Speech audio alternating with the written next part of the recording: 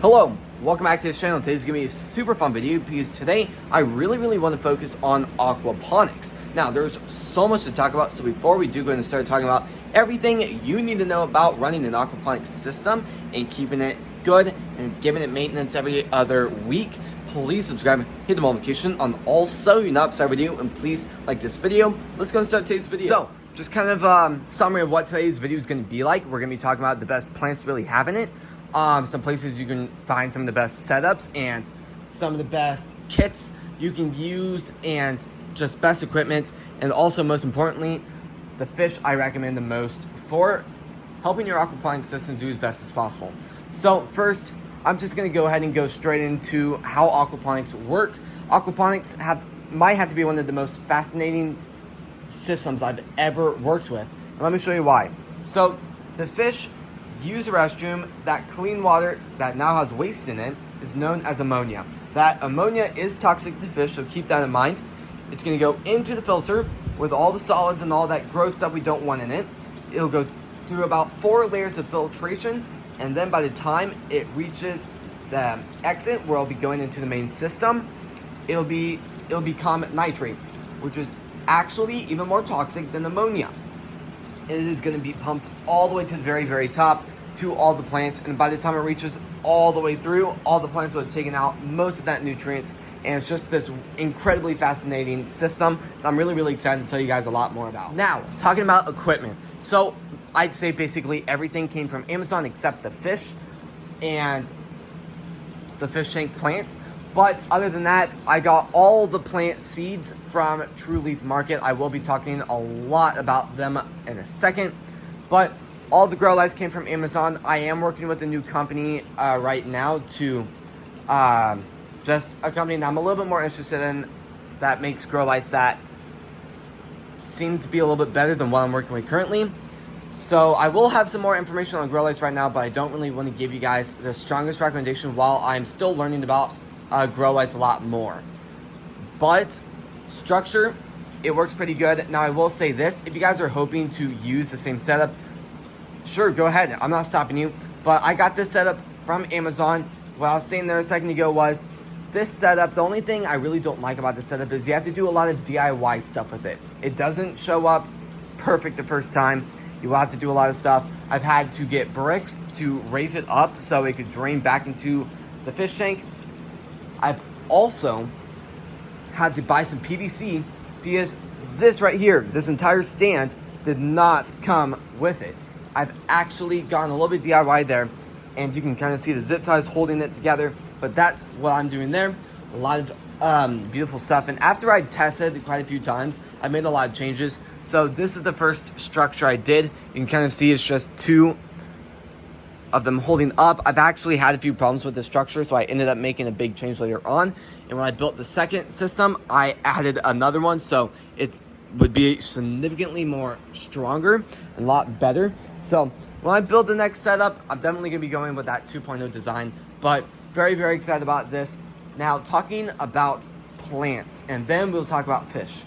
So plants have got to be one of the most important things, and let me tell you what, not all plants will react as good as others.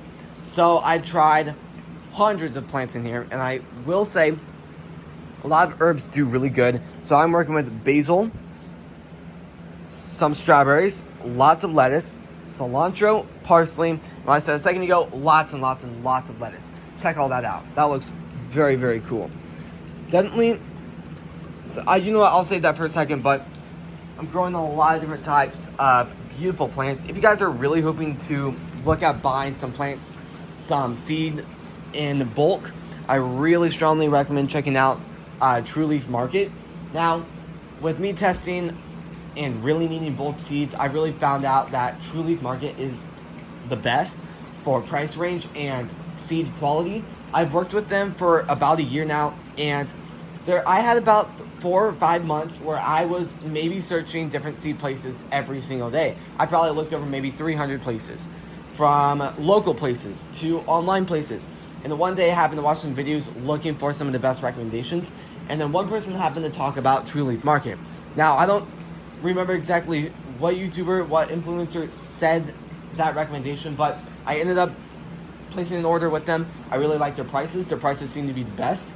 And then I ended up growing a few, and I realized, wow, these are actually some really, really high quality seeds. And after I did some math, I realized True Leaf Market, it's not significantly cheaper, but it's definitely cheaper than other places compared to like Burpee or Johnny Select Seeds. So very, very excited about that. If you guys do want some more recommendations on some other seed companies, I'd be glad to give you some more recommendations.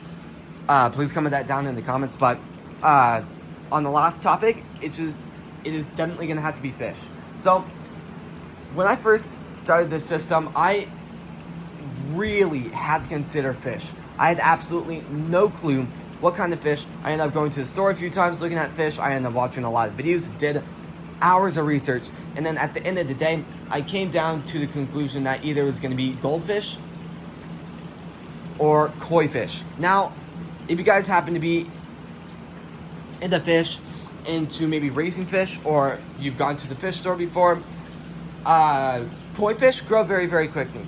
So for this type of a setup, I didn't really need that big of a fish, because it would also build up a few problems here and there because my tank isn't big enough. Now, I will say this, goldfish do get the same size, but they don't grow as fast, and depending on the tank you have them in, they won't grow to full size. Now, obviously, if you have them outside in like a beautiful pond, they will grow full size. They're gonna thrive in that. But at the end of the day, I will say this before I do in this video: work on your fish tank. One of the biggest mistakes I've made as an animal lover, one of the biggest mistakes I made was not putting enough research into the fish tank itself. So I had a nice setup. I had gravel on the bottom. I had a good pumping system, but I had fake plants. And once you actually think about it, fake plants and real plants are basically the same price. You're going to pay slightly extra depending on the amount of plants you get for real plants, but real plants are significantly better. The goldfish will thrive a lot more because since I replaced those fake plants with these plants, I really noticed a lot more excitement. The fish have really started to grow and thrive in this system. So at the end of the day, if you're planning on adding a lot of plants, just go up to the store. You're already going to be there picking up the fish. Just pick up a few plants, and that'll be the best for the fish. And for the sake of trying to be as efficient as possible and trying to be as eco-friendly as possible, those will just be much better than fake plastic plants. And I will say, I have ran into a few problems over the last few years. Well, I guess year. So with this system, I really realized that, I don't know if it's just the main design, but I really noticed algae really blooms in this. And keep that in mind, the nutrient level is going to be very, very high to the point where they can really thrive. But just keep that in mind. Also, I've had coincidences with these overflowing before. So just keep that in mind and keep an eye on it. Every single time I usually do a change on it in a maintenance day, I always watch it for a while to just make sure stuff doesn't overflow when I do drastically change it, especially when I like replace the pump with a stronger one. So definitely a lot of stuff to keep in mind. And if you guys have any questions I just didn't happen to answer in this video, please comment that down. I'd be really, really glad and happy if you comment them down, and I would try to do my best on letting you know everything you need to know about your question. And yeah, so other than that, this is going to be the end of the video. So if you guys like these types of videos, please subscribe, hit the notification on all so you never miss a video, and please like this video. Thank you all so incredibly much for watching today's video, and I'll see you guys tomorrow when we post next. Peace.